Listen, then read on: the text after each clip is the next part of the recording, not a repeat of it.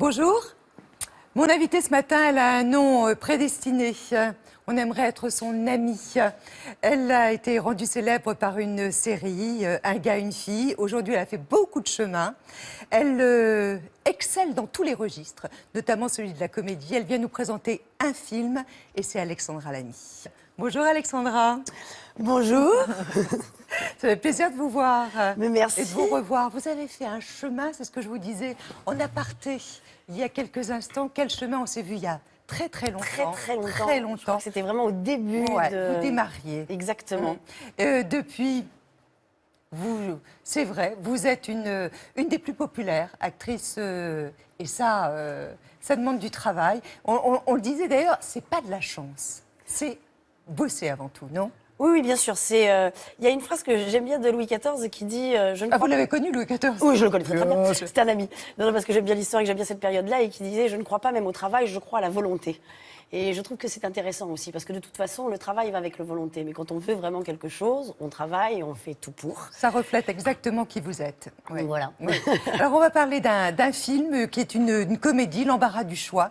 Alors, le titre explique bien d'ailleurs quel est le scénar, c'est-à-dire c'est une femme, une jeune femme qui a une quarantaine d'années, c'est vous, c'est un film d'Éric Lavenne, et qui raconte que cette femme a beaucoup de difficultés en fait à faire des choix dans la vie. Mais des choix, que ce soit sa tenue vestimentaire, ou ce soit savoir si elle veut un enfant ou pas, ou encore quel homme elle doit choisir. Elle a deux prétendants, elle ne sait pas lequel choisir. Alors c'est une comédie, donc c'est vraiment très amusant, c'est sur le registre évidemment de l'humour, du rythme aussi, hein, parce que ça, vous avez ça dans la peau, et je pense qu'un gars, une fille aussi vous a bien aidé aussi à l'obtenir. On va parler de tout ça, bien évidemment. Si on vous dit par exemple thé ou café, vous savez trancher, vous savez choisir Café. quand même. Ah bon, là au moins, c'est direct. Quand on revient un tout petit peu en arrière, on sait que c'est le sucre qui est important pour vous, ce sont les Cévennes, vous avez grandi à Alès, vos parents étaient commerçants, ils avaient un magasin de décoration, Voilà. et en fait ils étaient assez peu présents. Et vous dites quand même, bon, cette absence, elle me pesait un peu. Oui, mais évidemment, ils étaient commerçants, donc ils travaillaient beaucoup. Tous les deux ? Tous les deux. Et le samedi et le dimanche, les parents faisaient la comptabilité. Enfin voilà.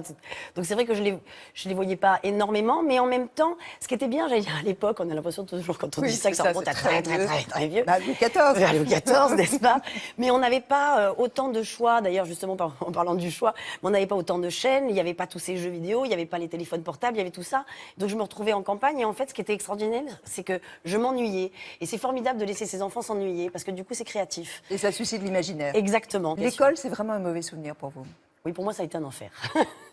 Vous regrettez par exemple aujourd'hui de ne pas être allé plus loin, de ne pas avoir fait d'études? Ça vous a manqué? Ça vous manque encore aujourd'hui?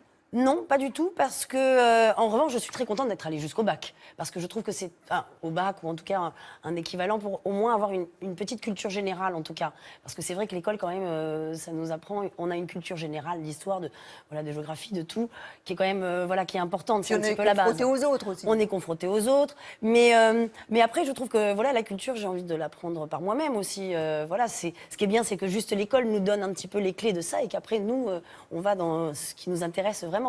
Vous avez passé le concours du conservatoire de Nîmes, ça sans que vos parents le sachent, un peu en loose day, si j'ai bien compris. Est-ce que c'était votre premier acte d'émancipation, de liberté? Oui, complètement, parce que d'abord, c'est vrai que mes parents étaient pas... Enfin, mon père n'était pas tellement pour, parce que je pense que...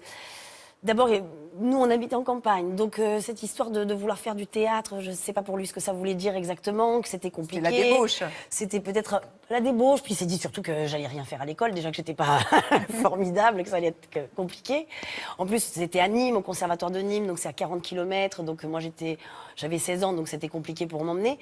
Donc voilà, donc je l'ai passé en douce, sans que mes parents le sachent, et puis mais c'est bien parce que ça m'a donné aussi la vraie motivation, je savais pourquoi je voulais faire ce métier, j'étais vraiment passionnée. C'est-à-dire que oui, je travaillais pour gagner un peu de sous pour prendre le train. Je faisais du stop. À l'époque, c'était c'était moins dangereux qu'aujourd'hui. J'avais des copains qui avaient le permis, qui pouvaient m'emmener. Et puis, ça a duré pendant quelques mois jusqu'à ce que mon père reçoive les notes, évidemment, du conservatoire qui étaient vraiment meilleures que celles du scolaire. Et puis, je lui ai dit, écoute, papa, viens me voir au théâtre de Nîmes et puis tu me diras. Et il m'a vu au théâtre de Nîmes et vraiment, il m'a dit, c'est bien, ma fille, vas-y, fais-le, je vais te soutenir. Et là, vraiment, ils m'ont soutenue.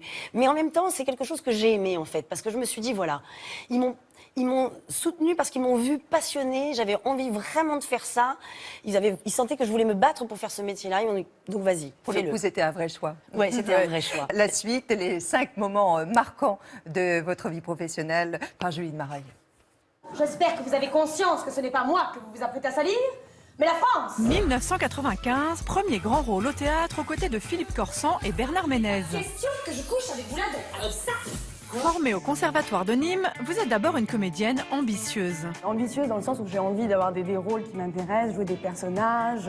1999, c'est justement le personnage de Chouchou qui vous révèle au grand public. Bon ça, mon amour. Viens, regarde, je t'ai préparé un petit apéro. Avec Loulou, vous incarnez l'un des couples les plus populaires du PAF. Je t'aime. La série cartonne, elle vous apporte La notoriété, l'amour. et le public vous adore. 4500 épisodes et 4 ans plus tard, vous arrêtez en plein succès. 2009, changement de registre. François Ozon vous offre votre premier rôle dramatique au cinéma. Parce qu'il est différent. Vas-y, mon Ricky. Ça tombe bien, vous en aviez marre de jouer les blondes de service. Je suis comédienne et comédienne, ça veut dire je peux jouer aussi d'autres choses. Ne me collez pas cette étiquette. Pas de risque avec vous, Alexandra, puisqu'en 2012, vous brouillez encore les pistes et passez derrière la caméra pour Envoyé spécial. C'est le témoignage d'une femme qui m'a convaincue de faire ce reportage. Vous racontez le quotidien de Louis, 5 ans, atteint d'une maladie orpheline. Grâce à ma notoriété, j'ai pu donner un peu la parole à des gens, j'ai pu faire quelque chose de bien. C'est aussi ce qui vous motive pour parrainer le Pasteur Don depuis 6 ans. 2013, Les Planches, dans un seul en scène, épistolaire, drôle et tragique. Moi, je veux choisir, pas être choisi. Vous incarnez notamment Missia, égérie des plus grandes figures littéraires et artistiques de la Belle Époque. Et enchaîner, enchaîner. Oui, enfin, c'est plutôt à vous maintenant d'enchaîner sur le plateau de thé au café. Est-ce que c'est vrai que vous avez passé une audition à l'arrache, une deuxième audition à l'arrache pour un gars et une fille? Oui, c'est vrai, mais c'est marrant, tout à l'heure on parlait un peu de la chance. Parfois il faut la saisir et la provoquer, et puis voilà, et puis il faut avoir une grande volonté, mais c'est vrai que ça vient d'une publicité que j'ai fait il y a très longtemps, et la directrice de casting s'est souvenue de moi alors qu'il cherchait une brune de 30 ans, que j'étais blonde et que j'en avais 25 ou 26. Donc déjà Chercher l'erreur. Voilà, chercher l'erreur, et j'ai passé le casting, et en fait j'étais avec un mannequin parce que je sais que la productrice avait envie d'avoir un beau garçon. J'en étais pas encore choisi, et je crois qu'il avait même pas, on lui avait même pas proposé encore le rôle. Et puis en fait, il était mannequin, donc c'était pas un grand comédien. Et comme elle s'est un petit peu énervée sur lui parce qu'elle voulait absolument que ça marche, du coup elle ne m'a pas regardée. Je sentais que ça marchait pas. Et je suis sortie de là, et c'est très rare qu'on rappelle pour refaire un casting. Mais je trouvais l'idée tellement bien. Je me suis dit, il y a un truc à faire avec ça. Je les ai rappelés, j'aurais demandé, est-ce que je peux pas venir repasser le casting? Donc vous êtes imposé une deuxième fois. Une deuxième fois. Et en fait, c'est la deuxième fois qu'elles m'ont repérée.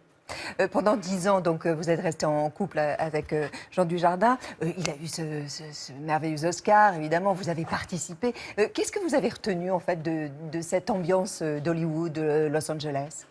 Moi, ce que j'ai retenu surtout, c'est que j'ai rencontré Meryl Streep et que c'était extraordinaire. Parce que c'est une de mes actrices préférées. Et que voilà, je suis allée me présenter. Je lui ai dit, en plus, elle venait donc d'avoir l'Oscar aussi. Et voilà, je lui ai dit que j'étais. Vous pouvez être groupie. J'étais complètement fan. Et elle m'a regardée, elle m'a dit, mais alors embrassons-nous. Et on s'est embrassés, j'en avais les larmes aux yeux. Donc voilà, ça, c'était des moments extraordinaires. Ça existe, les conflits d'ego entre comédiens quand on en forme un couple? Forcément, je pense que tous les acteurs ont des égos. Donc vous mettez deux acteurs qui ont Bien sûr. deux personnes qui ont des égos ensemble, c'est toujours compliqué. Est-ce que ça a contribué à la fin de votre couple? Je n'en parlerai pas. Mais aujourd'hui, vous dites que vous êtes redevenue Alexandra Lamy. Pourquoi vous vous étiez perdue?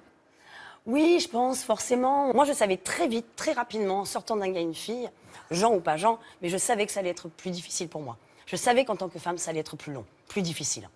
Quand forcément, on va toujours très facilement parler à un homme plus qu'à une femme. Donc, si on a la même place, on va plus facilement parler à un homme qu'à une femme. Il y a une espèce de misogynie, parfois un peu de machisme, qui était un peu, voilà, qui est un peu difficile à. Et comment vous l'avez combattu, vous, personnellement? Je suis extrêmement patiente. Et je me suis dit, à force de volonté, à force de travail, ça finira bien par payer. Donc, après un gars et une fille, je suis partie au théâtre. Je me suis dit que c'était peut-être aussi le meilleur endroit où je pouvais, d'abord parce que je venais de là, que ça me faisait du bien. En plus, ça me permettait de faire des personnages complètement différents. Alors, c'est marrant parce qu'au théâtre, on me proposait presque rarement des comédies. C'est assez drôle. Vous pensez qu'on acquiert, en fait, la légitimité grâce aussi au théâtre? Grâce surtout au théâtre? Alors, c'est pire que ça.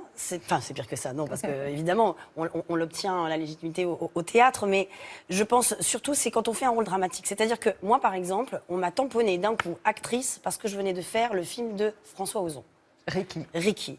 Et ça, c'est extraordinaire. Mais je me suis dit, c'est quand même dingue, parce que toutes ces années, quand même, où on a fait de la comédie, on sait tous qu'il n'y a rien de plus difficile que la comédie. Tout le monde le sait. Faire rire. Faire rire, c'est extrêmement difficile. Des acteurs de drame passent difficilement à la comédie, alors que l'inverse se fait.